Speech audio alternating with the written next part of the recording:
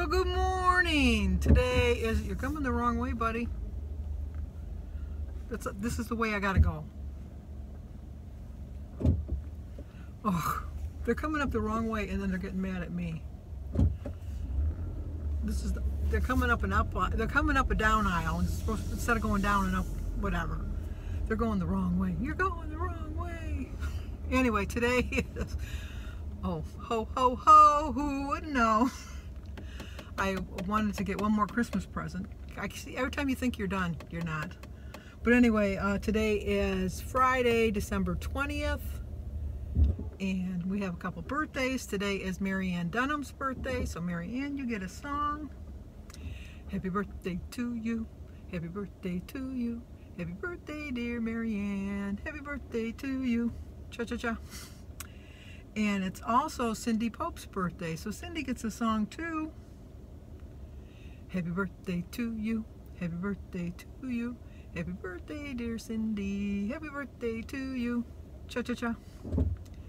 Okay, if you don't go now, I am going to be upset. Sorry about that. Once again, talk on your phone. You film on your phone, you get phone calls. Anyway, but I don't know if I said it, Cindy Pope's birthday, but it's also her anniversary, her 43rd anniversary. Happy anniversary, happy anniversary, happy anniversary, happy anniversary. Happy, happy, happy, happy, happy anniversary. Happy, happy, happy, happy, happy anniversary. Happy anniversary. Okay, now we are on our way home. That lady just aggravated me in the parking lot because she was coming the wrong way and that was the only way I could go to get out. I couldn't back up. There's people behind me and it was like, ugh. Anyway. And I've realized I must be older than I think. I must look older than I think I look because it's nice, but it's kind of like, I don't know what the word is.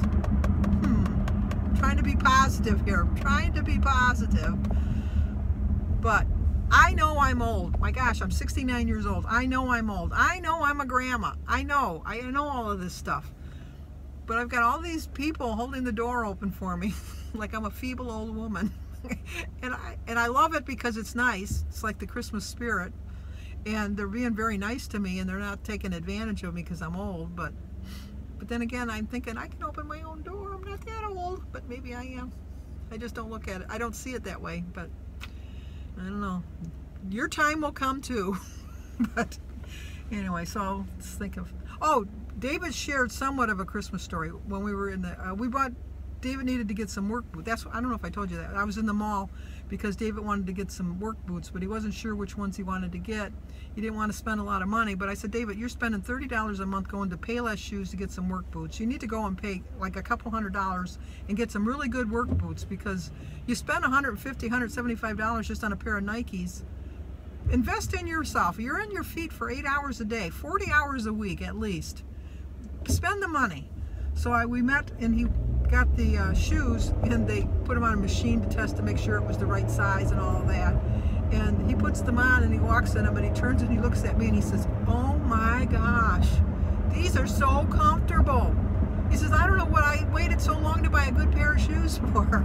I said, you're gonna be thankful that you bought them. I said, instead of buying a pair of shoes every other month, you got shoes that are guaranteed for at least a year and they're gonna last a couple of years. So he says, well, I'm glad I bought them. So while we were in the store, I said, you know, you need to share a Christmas memory. Hard enough getting David on to agree to let me film him, but he did agree. And it started off, it really wasn't a Christmas memory, but you'll see. Here we go. Here's David. David's thinking of a Christmas memory. When I was little, my dad told me to put on a boot, so when I go downstairs, I don't like step on a nail. And I said, nah, that doesn't matter. So I put on the boot, walked down the stairs, and what do you know? I stepped on the nail. Yeah, went like an inch in my foot. At Christmas time. Christmas time? Was that a Christmas memory? No. Oh, you don't have a Christmas memory? No. Santa Claus never came to your house? Yeah. What was your best gift? An Xbox. An Xbox. There you go. It's pulling teeth getting something out of David. Okay. I'm kind of excited because my cousin Lynn and Dale and Sarah are coming in tonight on their way to Minnesota for their Christmas in Minnesota with their brother Paul and Kathy and Michael. So it'll be sad though. It'll be the first Christmas without my Uncle Bob. But anyway, anywho, so trying to think of I don't have a Christmas story. I have a story. When I was about 10, I had I should start off, my best friend that I met in kindergarten, but then we didn't go to the same school because she was Lutheran and I was Catholic. But we lived on the same street. But in Detroit, the streets could go forever. You know, like it can go a couple miles long, the same street name. So we lived on Rosemary, but she lived on Rosemary too, but she lived about 3 or 4 blocks down on Rosemary. But, you know, it was a different time back then. I was able to walk down 3 or 4 blocks. I actually walked. I didn't have to make a play date or anything. I just went. And we were best friends. So when I was 10, we had our house up for sale. We were going to move, and I was kind of like bummed because, you know, she's my best friend, and I was going to have to go to a different school, and it was bad. So anyway, my mother had gone to take a nap, and my father was supposed to be watching us, and he was watching a ball game. So since I was the oldest, it was my responsibility to keep the little ones in line, even though I was only 10. It was my job to keep them in line. So I was somewhat watching them, and I was reading a comic book or something, and my father got up to go to the bathroom. In the meantime, my sister Mary had found a book of matches because my mother was a heavy smoker. My mother smoked 3 packs a day of an unfiltered cigarette. She was quite the smoker. But anyway, Mary had found the matches, and she was playing with the matches, and we had all of our pajamas and robes hanging on hooks behind the bathroom door, and Mary set one of the sets of pajamas on fire, and it was just happened to be when my father was coming in the door, and he opened up the bathroom door and he saw all the flames, and he goes, "Holy!" I can't tell you what he said. He said, the house is on fire. So my mother jumps up. She says, "Ed, you were supposed to be watching the kids." And then he said, "Let's get them out of the house." And so we got out of the house, and we're watching our house burn down. And my father started carrying everything out of the house and putting it on the front lawn. "Hey, buddy," he almost hit me. Started carrying everything out in the front lawn, and some guy was walking by the house, and he goes, "Are you having a barbecue?" Oh, no, he says, "Is your house on fire?" And my dad goes, "Hell no, we're having a barbecue." I always remember that. So, and I don't know if it's just a real true memory, or it just seems like it really is, and maybe it's just a myth because you hear it so many times, but I would swear that this really did happen. That somebody had parked in front of the fire hydrant, and the firemen had come and taken their axes and punched holes in both of the car windows and then just strung their hose through it, so that the car got all wet because they had to get to the thing. But anyway, so it was kind of like bad news, good news, because the people that had bought the house were going to do remodeling, because they were going to do extensive remodeling. They didn't like the layout or something. So the insurance paid for all of the remodeling, so they didn't have to pay for any of the remodeling, because my parents just got with them to figure out what they wanted to do, and then they fixed the house. And then I was really bummed because I knew that when I started school, I wasn't going to go to a Catholic school anymore, which didn't really bother me that much. I had enough of the nuns. So I thought, no, I'm done. But I was bummed because now my best friend was not going to be in my school. I wasn't going to see her because we live so far away, and I'm thinking it's bad enough I can't go to this, I can't be by my friend, but I'm not even going to go to school and I have to make all new friends. It's just going to be really bad. So, it was a miserable summer. And then first day of school, like I don't know anybody because I'm starting the 5th grade, and all these kids, they've been together since, since kindergarten. And, like I'm thinking, how am I going to make a friend? And I go into my homeroom class, and we sit in alphabetical order, and my last name was Manning and her last name was Newer, and she sat right behind me. My friend Sue, she had moved too over the summer. She didn't know they were moving because they were only renting, but then they ended up buying a house, and she ended up moving 6 blocks from me. So she was my best friend, and we're still friends to this day. 65 years later, 63 years later, I think we met when we were 4. Yeah, 65 years later, we're still friends. So anyway, that's my memory.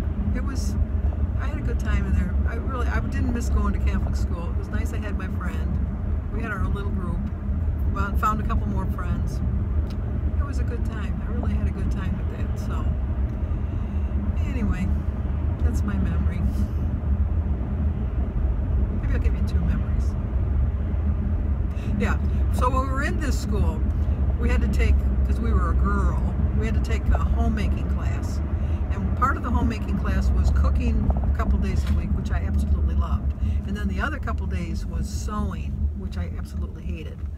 And we were making a skirt, and I really didn't take care of my supplies. I'll be honest, I didn't take care of my supplies. And then the one day I went in, and my material was gone. And I couldn't find my material for my skirt that I was making anywhere. And I went and told the teacher that I didn't know where my material was. Somebody stole it.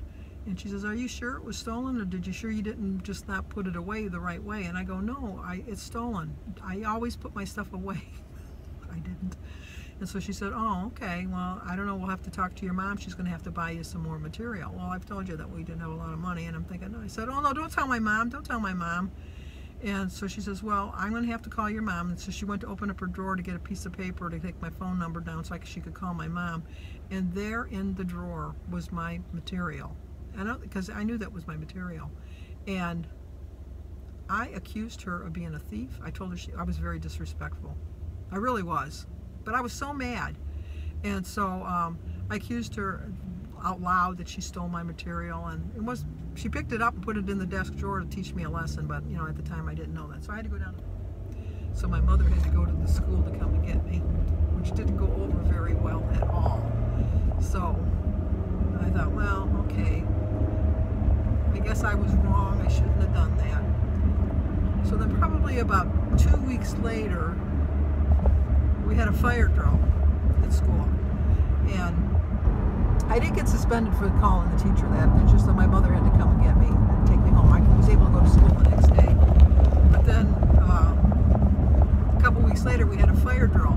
Well, in a fire drill, you always wanted to be the last one out of the room, because then you could be the first one back. I don't know why that was a big deal, but that was a big deal. You wanted to be the first one back in the classroom. So I was trying to get to the end of the line along with Nikki Marianovich, because Nikki Marianovich wanted to be at the end of the line too. And Nikki and I were arguing over who was going to be the last one, because we wanted to be the first one back in the room. And so then the teacher came and pulled us aside, and we went up for the fire drill, but we weren't the first one in line coming back. We were the first one in line to go to the principal's office, and we both got suspended for 3 days for not abiding by a safety rule. My mother was quite upset, because we had the issue with the material in the principal's office just 2 weeks before, and here I was again, and I was new to the school, and I'd only been there for a month, if that, and my mother was saying how bad it was. Just think if the nuns would have been here. Well, I would have never dared try that with the nuns. I guess I was just trying to see how far I could go with just regular teachers. I found out you can't go far. They're just as bad as nuns. So anyway, I'm going to concentrate on the road now. So I will talk to you guys in a little bit. I'm not sure if I had mentioned this earlier, but my cousin Lynn and Dale and Sarah should be here in a little bit. So I'm going to end the video early tonight, and see you guys in the morning.